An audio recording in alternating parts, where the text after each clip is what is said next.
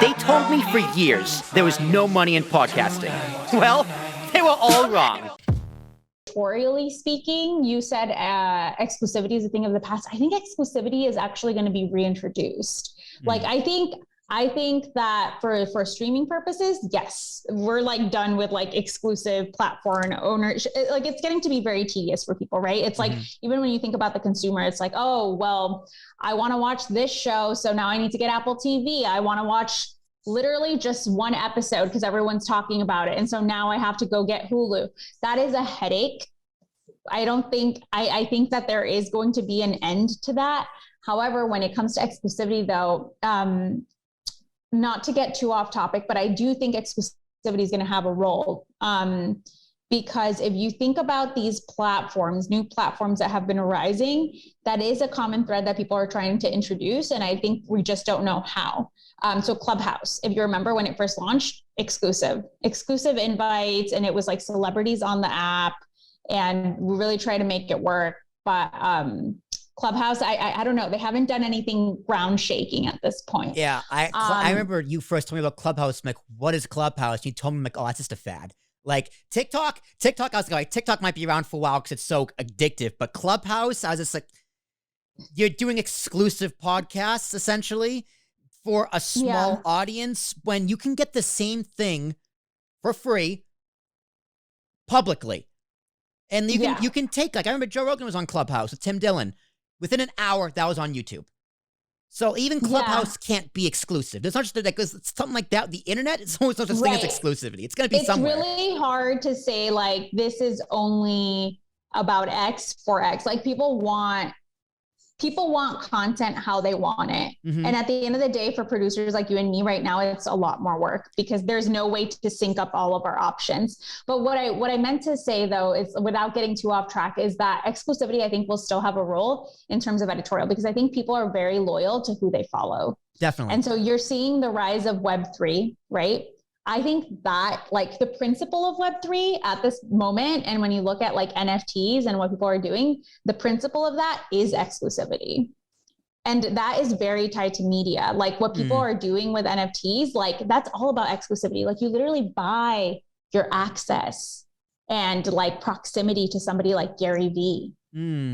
And that is considered content. You literally buy your way into a club where you get access to all this content, networking, events, concerts, art. And so I do think that logistically speaking, like I agree with you, but editorially speaking, I do think we're going to see the rise of exclusivity again, because people want like premium content. But the thing is like the place where we're also maxing out on like free content. Like think about like, have you ever been on TikTok and watched something and you're like, this is free? Because I consume a lot of TikTok and I'm sure the same thing as a podcast, where it's just like the creator puts so much effort. They have so much to give.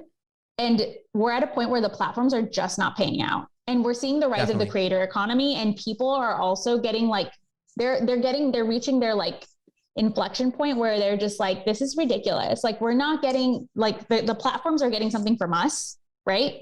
They're getting traffic from us, and then they get to track that traffic, the data. You know, that's what they say. Like anything that's free means that the customer is probably the product, right? Like, you know, like it means that the customer is being tracked. And so I think that people are getting to this point where it's just like, from the creator side, it's like, where's my payday, right? So I do think that there's going to be like a move into like what this NFT Web3 model is at some point, or at least some people. I don't think everybody's going to go there, because I think we're still very much in Web2, but I think we are going to have the rise of that and some people migrating into that area, and have some exclusive content there. And I think that will be valued. I keep going back and forth with NFTs. Like, are they real? Are they not real? I mean, they're very real. I mean, they're real because people are buying them.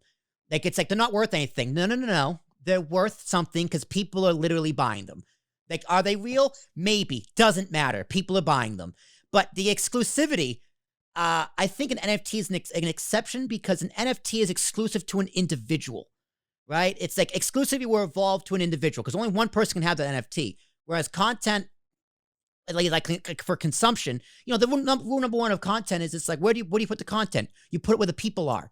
You know, why did NASDAQ choose to put their tower in Times Square? Because that's where people are, right? It's a destination. And in the modern internet, people are everywhere.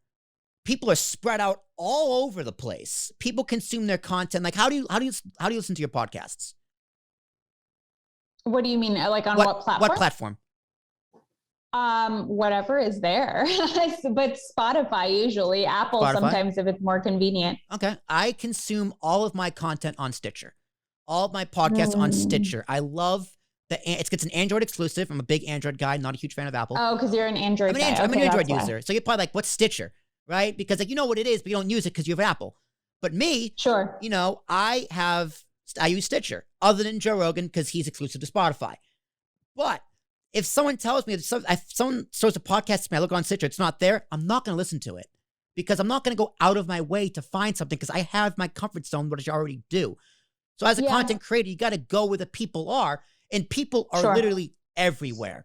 Like, I don't create content for TikTok because I don't know how, I don't have the time, but I know I need to be on TikTok. Why? That's where the people are. I need to be on Facebook. Why? That's where old people are. I need to be on Instagram. Why? That's where young people are. I need to be on LinkedIn. Why? That's where professionals are, right? And you get these different groups of people and different audiences. People. Yeah, it matters. It matters. Like right now, what you do is like, what audience do I want right now? And then you go after it. And that's a big part of your strategy. It's like, what audiences do I want? Okay, great. Well, I'm going to be on those channels. Right. So that's why it's so important also to identify who your audience is and get specific about that. So I do wonder, like, when you mesh all of these channels, like, who does your audience become? Do audiences like that? Or do they just like what they like? Do they like their comfort zone? Like, Stitcher's your comfort zone. I like giving my audience as many options as possible. And not just my audience, people I work with, people I work for, people I work, like my clients. I give them options. It's like, okay, you want to come to me for podcast editing? Here are your options. Here are the price points. You can pick a custom bundle. Okay, so like say like an audio edit's $100, just for the sake of argument. You want to do 4 of them in a month? I'll do it for $350, right? I'll bundle them together. If you have a budget, I'll work within your budget. I give you, the client, the consumer, the customer, as many options as possible. Because I think the power is with the audience. You say it yourself, right? Like, people are getting, in some ways, the short end of the stick with companies. So who they rely on? Their audience. They go to a Substack. They go to a Patreon, where you are heavily reliant on your audience. So you got to give your audience as much options as possible.